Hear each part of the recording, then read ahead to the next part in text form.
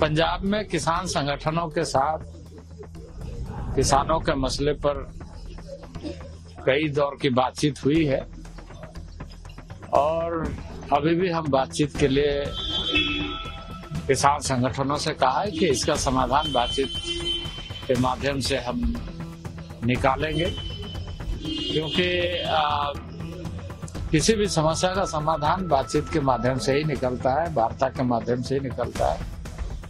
और ये देश हम सबका है, हम सबको मिलकर के देश का समाधान निकालना चाहिए ऐसे समय में कि हर आदमी के लिए वो लाभदायी हो सके।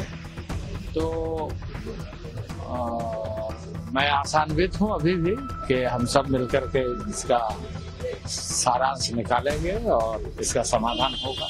उन्होंने दिल्ली मार्च 2 दिन के लिए स्थगित कर दिया और कहा है कि आपका जो वार्ता का प्रस्ताव उस पर जो नेताओं ने कहा है कि वार्ता का जो प्रस्ताव है उस पर किसानों से वो विचार नहीं, बिल्कुल। देखिए, मैं तो कहूँगा कि हमारे जो कई राउंड की बातचीत में बहुत सार्थक भी चर्चा हुई है कई मायने में, लेकिन कुछ में सहमति पर और ज्यादा मेहनत करना पड़ेगा दोनों तरफ से, क्योंकि भारत सरकार प्रतिबद्ध है किसानों के हित में काम करने के लिए और काम कर रही है।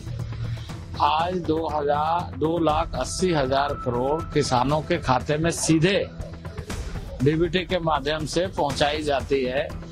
वो इस दृष्टि से कि किसान का सम्मान और किसान की आवश्यकता और किसानों के माध्यम से जो देश का अन्न भंडारण है वो बढ़े, और वो बढ़ भी रहा है।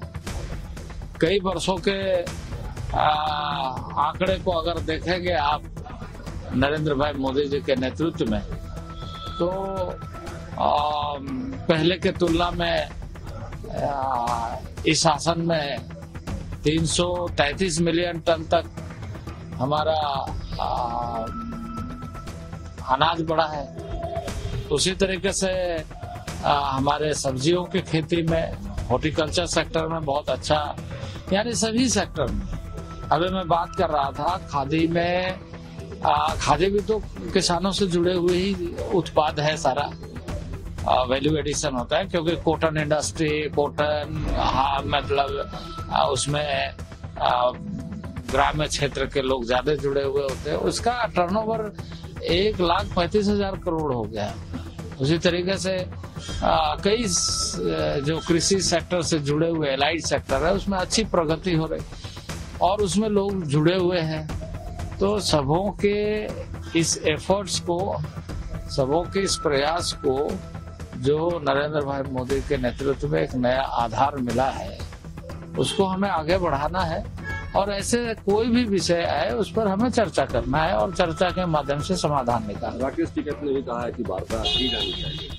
किसान नेता राकेश टिकैत ने बिल्कुल, हाँ, बिल्कुल मैंने ये कहा है। और मैं जब चौथे दौर की बातचीत हुई उस समय भी मैंने कहा कि आप बातचीत करके बताइए और फिर हम लोग चर्चा करेंगे। उन लोगों ने ये कहा था कि हम बाकी संगठनों से बातचीत करेंगे और फिर बताएंगे। तो ठीक है, उसमें हो सकता है उन्हें सहमति नहीं मिले वो अपने संगठनों के साथ, तो हम फिर से बात कर सकते हैं। नहीं, हिंसा मतलब आप देखिए, अब इस तरह की असामान्य स्थिति ना बने, शांति बनाए रखना चाहिए। एमएचए ने कहा है कि पंजाब सरकार को मतलब छूट मिलने के कारण कुछ असामाजिक तत्व किसानों को। देखिए, अभी इस समय इस तरह की कोई बात मैं नहीं कहूँगा जो प्रशासनिक दृष्टि से आती है। ये सारा विषय प्रशासन का है, प्रशासन पंजाब की हो या सबको सामान्य स्थिति में आम नागरिक को किसी तरह का कोई कठिनाई नहीं है, इसके बारे में हर आदमी को ध्यान रखना है।